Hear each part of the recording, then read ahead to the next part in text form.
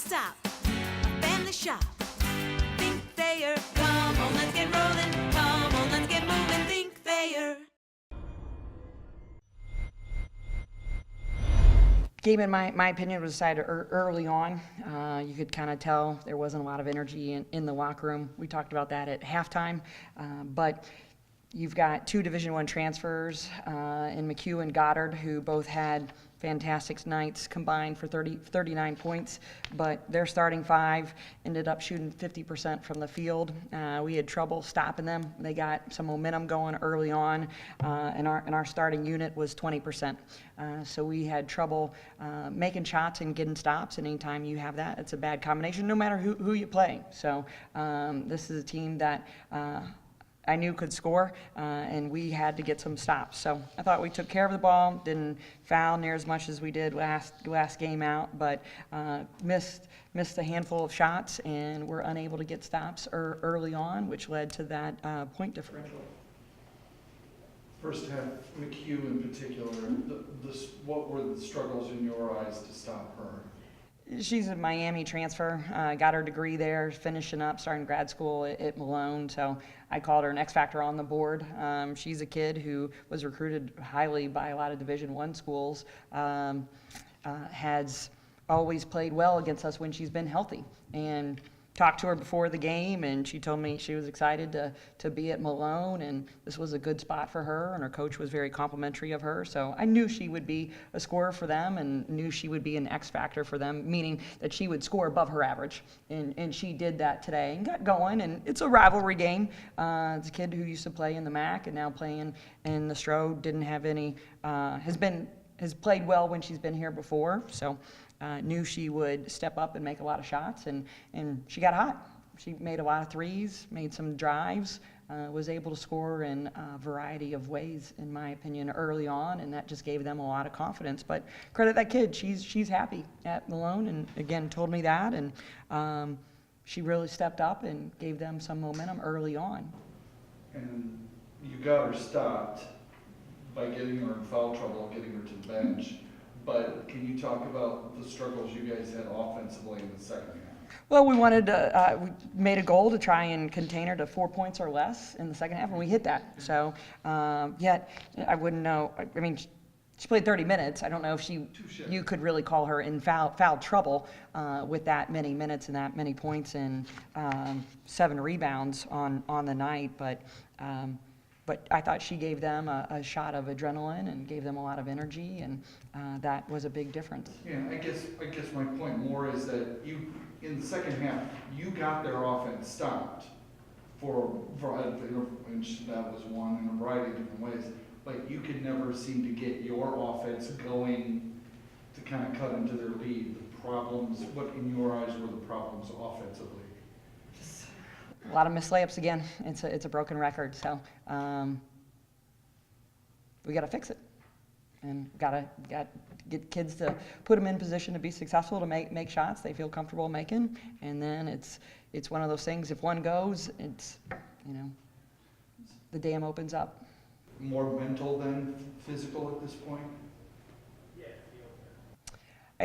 Not quite sure. It just didn't go in. And we got to find a way to make it go in. Is there more of a worry on the offensive end or defensive end right now? I think one thing that we're going to continue to talk about that we did last game as well is consistency and being able to get stops and scores. And we were unable to, when we did get some stops tonight, well, as John said, we couldn't score at the other end, and vice versa. So being consistent at both ends is going to be a big key for us as we start in MAC play. Is it hard to go into MAC play at this point? Just with the way things have trended over the last 5 games? I think anytime you end the non-conference season and start your MAC season, no matter what your record is, there's always some excitement and build up. And when you have a chance to play a team that, we won the conference 3 years ago, OU won it 2 years ago. I mean, this is a big rivalry game. We've recruited a lot against each other, and I know there will be a lot of excitement in the locker room and some good preparation for that game. But it's just like any other conference night. I mean, on any given night. This is a team in OU that leads the conference in three-pointers attempted, but they just lost a key piece in Kiana Black, but Kiki Lampkins is stepping up big time for them and taking over a big-time scoring role for them. So, but they just lost a game where, if you look at Vegas, they were a double-digit favorite to win today, and they lost. So we're going to have, obviously, any night you play a MAC opponent, you're going to have your work cut out for you for sure. Is there concern going into the MAC coming off this particular game? I think anytime you can't score and you have trouble getting stops, you're going to have difficulty in confidence the next day. But the sooner we can put this game to bed and then focus on OU, and in my eyes, they've got some choices to go forward, go backward, or stay the same. And I'm confident that this team and staff, they're going to go forward. I mean, that's who they are. They're high achievers as a staff and as a unit, and that's the direction we'll go. Is there any positives to be taken at the end of the game, kind of cocktail time? Thompson started making some baskets. Uger gave you some nice minutes at game's end. I mean, is that kind of a silver lining out of today, or? They got shots, and they made it when they got their number called, and really proud of them. Those two have been getting into the gym in particular. So I have no doubt we'll get continued contributions as the freshmen develop maturity-wise and gain some confidence and understand the rivalries within the MAC as well. Ashley mentioned she felt like you got shot well in practice yesterday. For that not to translate into the game, I guess how frustrating is that as a coach to, and how, I guess if you knew how to transfer, you would. I mean, just Every armchair coach that's here tonight or wherever, I mean, if they were at practice, we've had 2 really good practices before Cleveland State even, and before today. I mean, we were executing some things at game speed, getting a lot of reps in, changed up our routine, and that gave us some additional energy. And yeah, it didn't go in.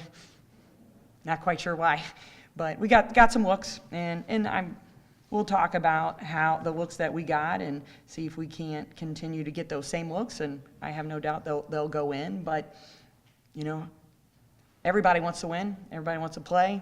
Everybody in the stands thinks they've got an answer. You know, you all probably have an answer as well that I'm sure you'll share with me, but it's simple. It really is. Ball's got to go in. You got to get stops. You know, and we've been doing that against each other. We can do that against other teams we've played. We've proven that. It hasn't been successful for us in the last probably four out of 8 quarters, kind of alternating between the last 8 quarters that we've played in our last 2 opponents. But who's not to say that's not going to turn around and now this be the springboard for something else. So I'm going to have that assumption in practice tomorrow, and we're going to filter that in and channel that to the kids as well, that same attitude, because if they don't have that attitude or we don't have that attitude as staff, then we will take a step backwards. But don't need emails. Kids don't need to read anything disparaging remarks about them or anything like that. It's not real helpful at this time. So a lot of people think they got the answers, but we'll get it figured out. Ball's got to go in, and we've got to get stops. It's simple, and we can do it. It just didn't get done the past 2 games. So as everybody knows, the Christmas break games are always difficult. We've talked about trap games a lot. A lot of people across the country lose their last game before break and the first one coming back. You know, unfortunately, we fell into that trap, and the best part about it, we've got MAC conference coming up, and we can put the non-conference schedule to bed.